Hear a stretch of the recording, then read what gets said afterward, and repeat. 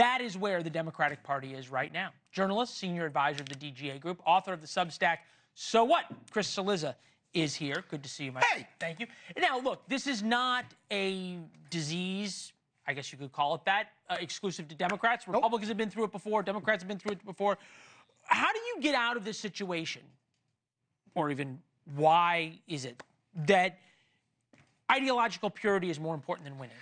Well, so the hard thing is the people who want, and this is true to your point of Republicans too, the people who want except Republicans won this time. They won this time. Right. So this is Republicans 2010, 2012. Exactly. The people who demand ideological purity are the base of the party. Right? Now, I always argue to my Democratic or Republican friends, depending on whose situation is better, I say, they're going to vote for you no matter what. They're the base, but they wind up being beholden to that. And I think when you look at how Democrats talk about, I don't know how to put it best, wokeism as a broad umbrella. Wokeism, immigration, the economy broadly, it's too identified with the language of the intellectual far left. I always call it the very online far left, as opposed to your point, what Seth Moulton said, what a lot of Democratic mayors and governors say, what John Fetterman. These are different, though. The mayors and governors are the ones saying, look, you got Pritzker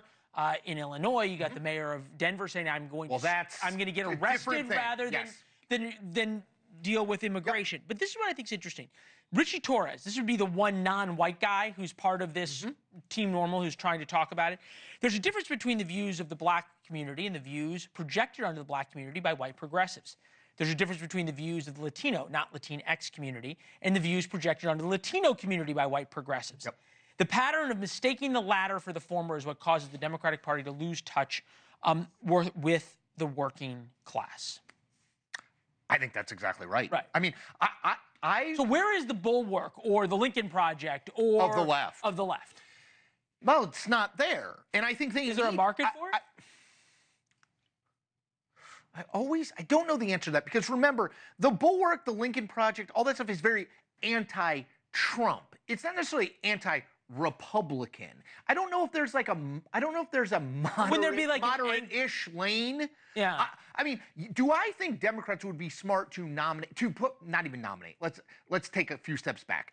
It's 2024. Would Democrats be smart in 2025 to put forward, let's say, a Andy Beshear, the governor of Kentucky, or I was saying a John Fetterman, who's no one's conservative Democrat, but is a guy who is at least voicing sentiments that are not beholden to people who say Latinx, which, by the way, Hispanics don't like and don't use. It's interesting you bring up John Fetterman, because he is now on Truth Social. He is. Okay. And he is by far the most outspoken Democratic senator about Republican nominees for the cabinet, Trump nominees for the cabinet, in a positive way. Take a listen. Democrats or other people can freak out over anyone that was nominated, and I am not that guy. And I'm open to have a conversation for whoever especially really important ones. Like yesterday, I met with Representative Stefanik, and I was going to vote for her. Look, both parties go wrong if it is because we can't agree on everything, we can't agree on anything. Yeah. And I mean, it is just regular people do not think like that. People, and by regular people, I mean people who are not in Washington in elected office.